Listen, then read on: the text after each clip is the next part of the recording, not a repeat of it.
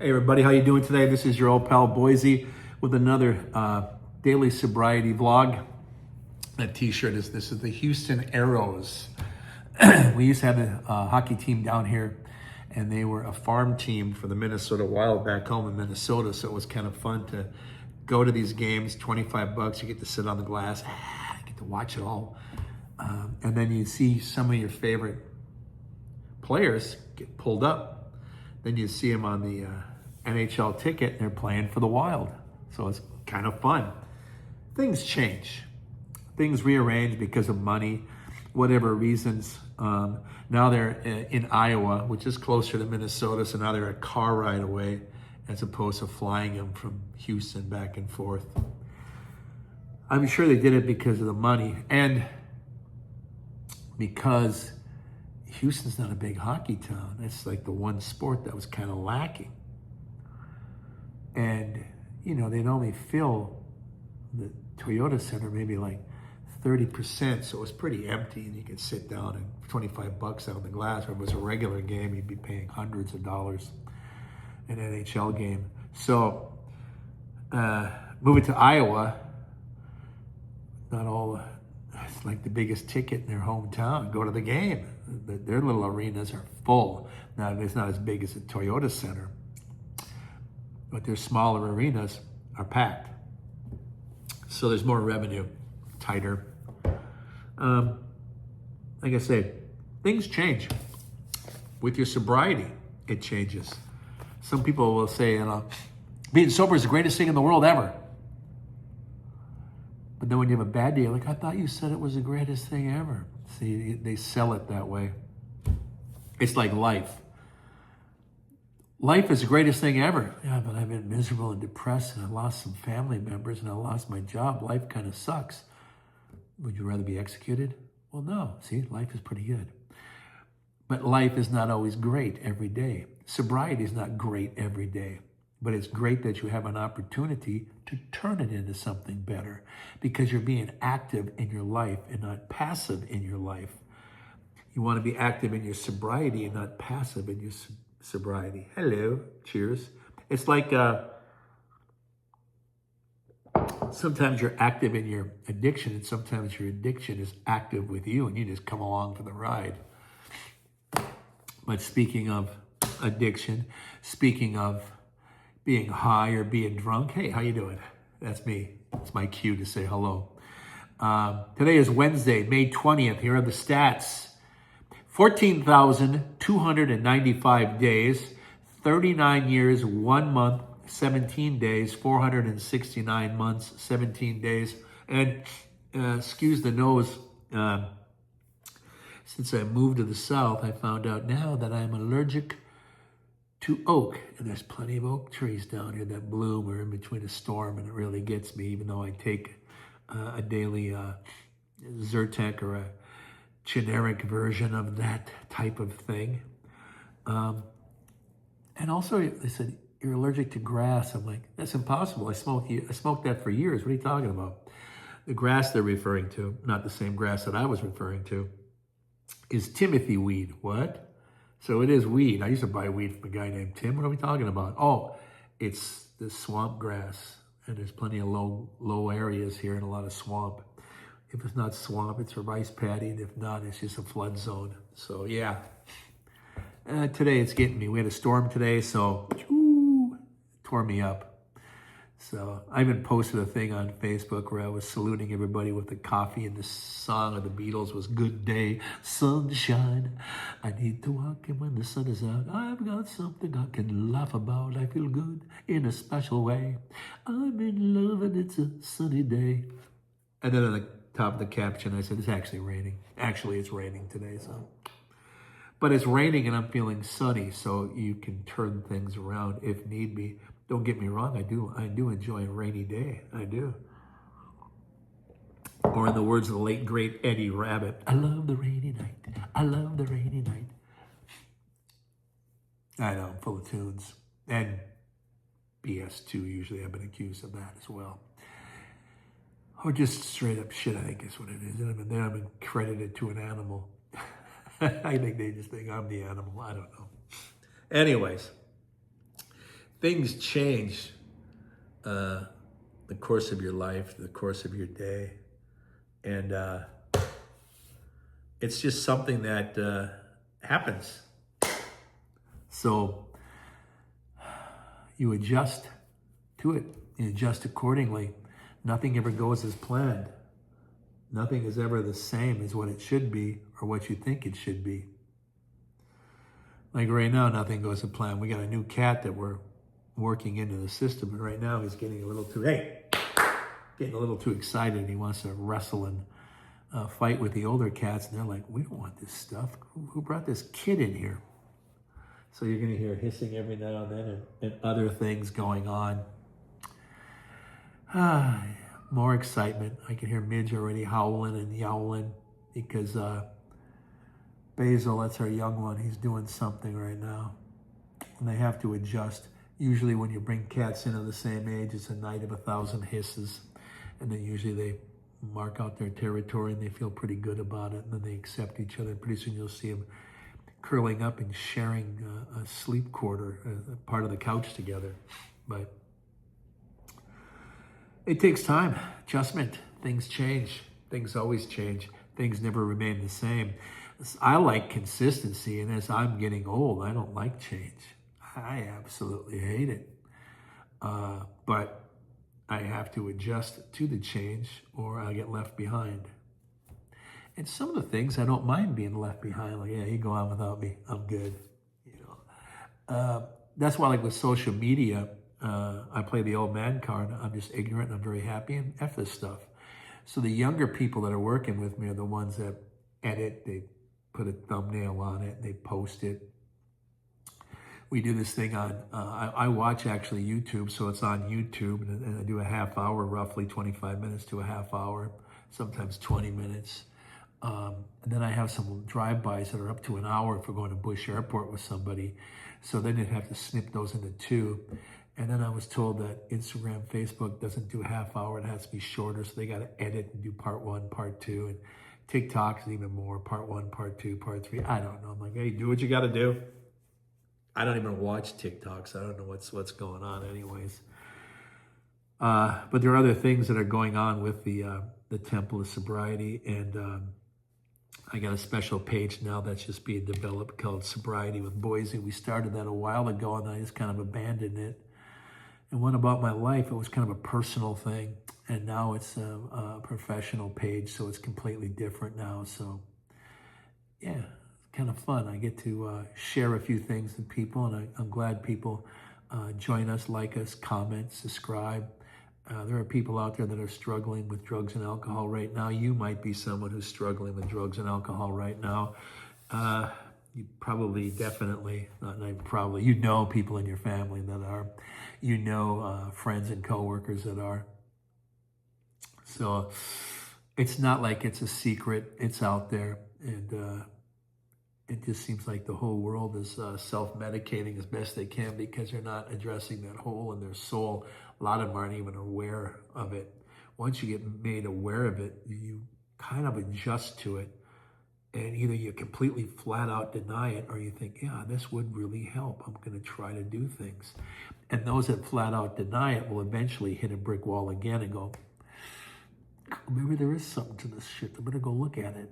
You know, whatever it takes for you to realize that you're in a failed state, that's what's important. Some of us don't come to the conclusion immediately. Some of us, it takes time. Cheers. Some of us never do. And then some of us just die from our addiction. So by a misadventure or overdose or whatever, there's many different things. But yeah, you know, or you're just freaking out downtown Houston and the cops are gathering around and you're going out of your mind and you decide to do suicide by cop. But usually when they do suicide by cop, a lot of them are just high and effed up. Not everyone, but good majority, you know, because they don't like their life. End it. Kill it for me. Maybe my family will get something because you shot me down in the street instead of reasoning with me. It's a quick thing you think, and you think, well, I got nothing going for me. At least I got a chance here. It's like winning the lottery, trying to win a lottery, a small lottery, but you're not going to be around to collect it. An investment for your family. So we all come up with dumb little things, and we all try to adjust things because we're adjusting because we're short on money. The economy's bad. We're fighting politically. The Russians and other people that are definitely our enemies, China and whatnot, are trying to divide everybody up through social media, and a lot of people are allowing it. There's a couple of people I drive by their yard, I'm like, holy shit, their front yard looks like my uncle's Facebook. Jesus. Just the dumbest thing. So one guy used to have this sign up, if you voted for Biden, you owe me gas money.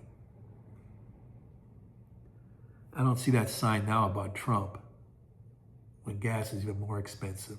So the logic is like, basically, if someone's saying your fart smells, and now I'm in power and my party's in power, and our farts smell like a bouquet of roses, so I don't know what you're mad about.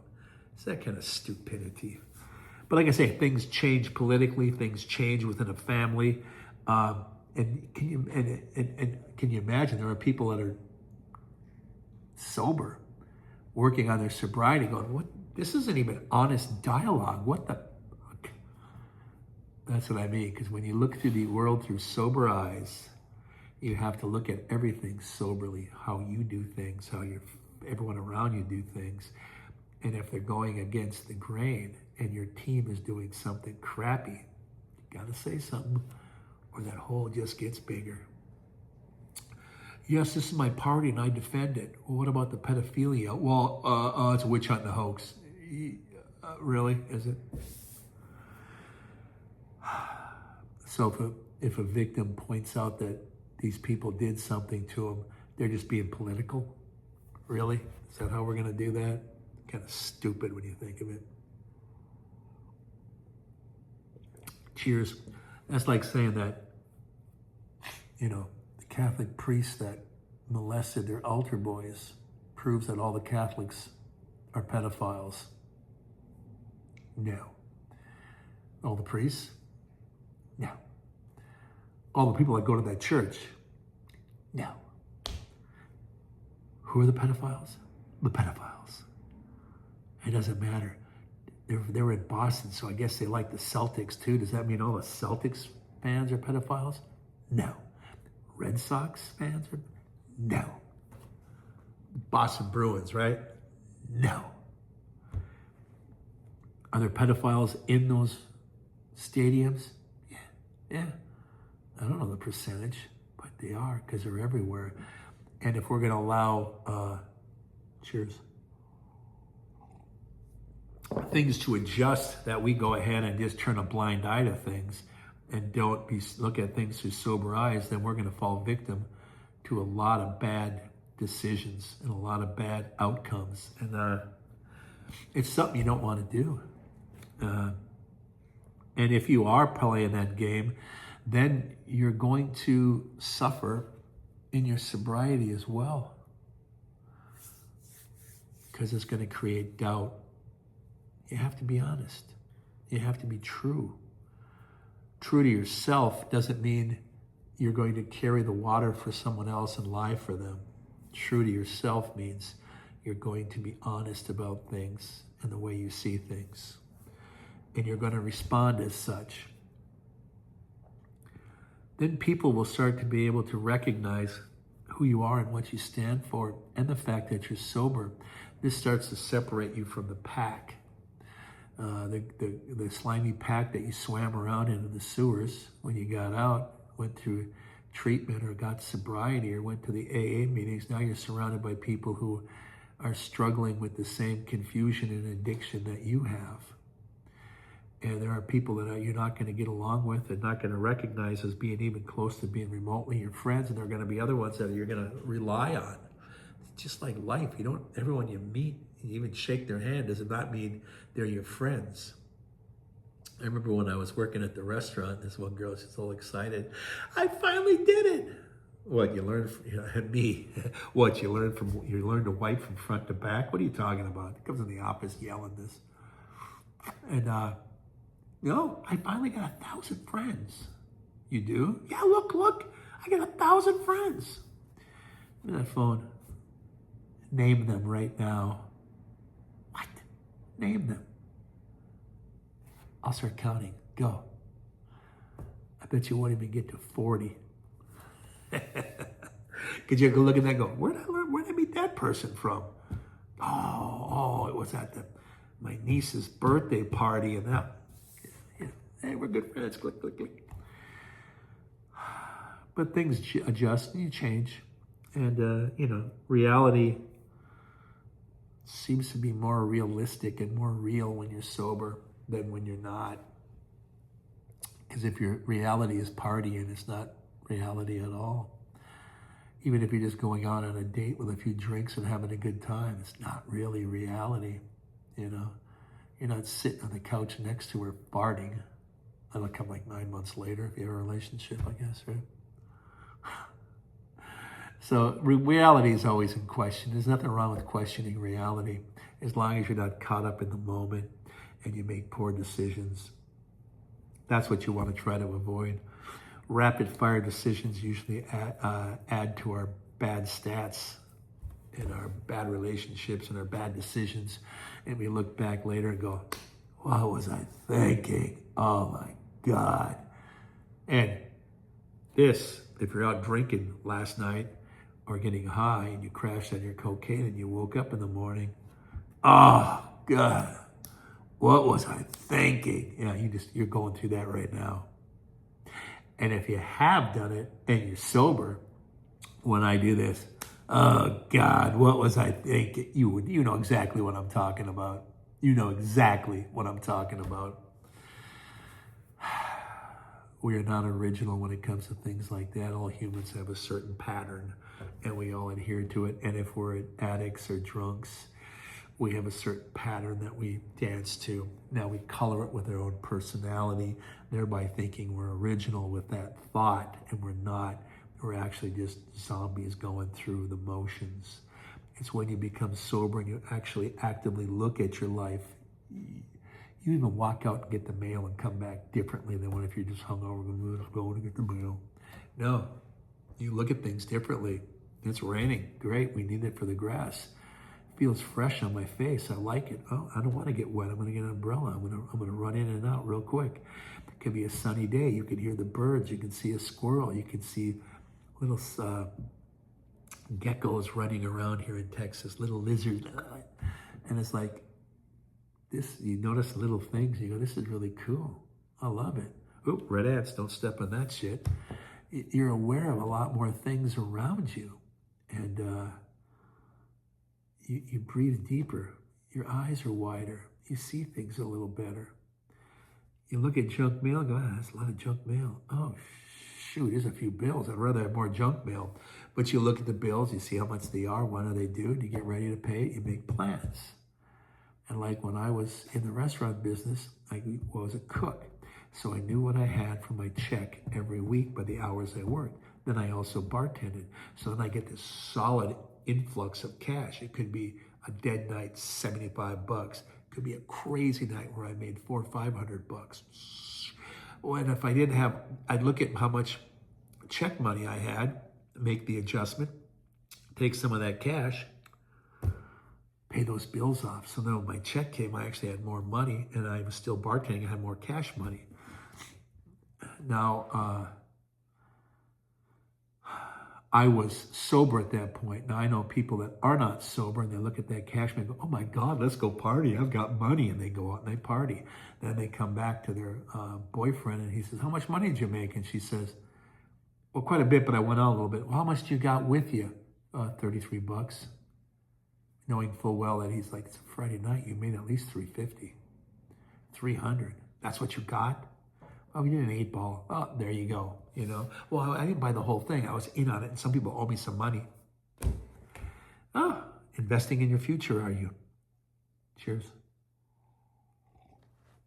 But that's the adjustment people make. And sometimes it's good. sometimes it's bad.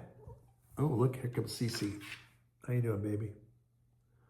She heard me talking, so she wanted to be in on the game here. You can move your ass out of my face. That would be nice. Thank you, baby. Oh, God. Yeah, I've always said that to a cat, but I've never said that to a date. So there you go. See, you adjust. Sorry you had to hear that. But you know, the thing is that you try to enjoy your life every step of your way to the mailbox and every step back. Invest in yourself, invest in your life, invest in what you're doing. If you have a new love in your life, invest yourself in that. If you're married 20 years and you're finally sober, reinvest yourself into your marriage and your relationship with your significant other and your children, because you are damaging them. Don't tell me how to raise my children. Well, don't damage them, because I got to live with them in the real world, okay? You're not father of the year. You're not mother of the year. Try to regain some composure and try to be a better mother and a better father. And then one day your kids might buy you a coffee cup that says greatest dad ever, and mean it. I got Abbey Road. I'll take that any day. I've got Abbey Road behind me. Plus a cat, which is actually a wine holder. So, you know, go figure that. I don't drink anymore, but there's a little wine holder. And the chairman of the board, oh boy, smoking cigarettes and drinking, and didn't care if it affected his voice, and he just kept singing because he was just the baddest MF in Vegas and all around the world. Cheers, Frank. Later on in life, I adjusted and I got into other music, like popular music and the big band and the Great American Songbook from Frank and Dino and Sammy Davis and Perry Como. Yeah, even some Pat Boone. Kind of interesting. And I remember Pat Boone adjusted because he was a neighbor to Ozzy. And Ozzy had that reality show, The Osbournes. And later on, Pat Boone did a rock and roll heavy metal album. And he had in his eyes, it was like the cross. You know, check it out. It's kind of fun to listen to, but definitely a novelty record. But, you know, I guess no different than if Ozzy would have done a big band record. It would definitely be a novelty for him as well. But people do adjust and change. Rod Stewart did the Great American Song with like 4 volumes. So worked out pretty well for him. So everybody adjusts. Everybody does certain things. You adjust as you get older. You adjust yourself in your seat.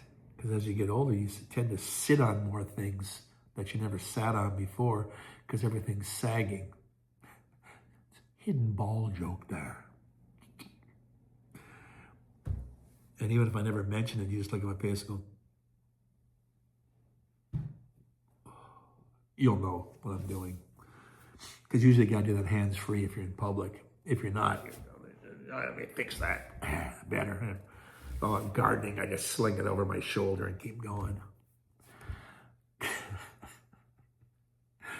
But we all adjust. That's what this is all about, is adjustment. So as you're adjusting in life, as you're adjusting to some of the things I just said, I appreciate you being here, truly.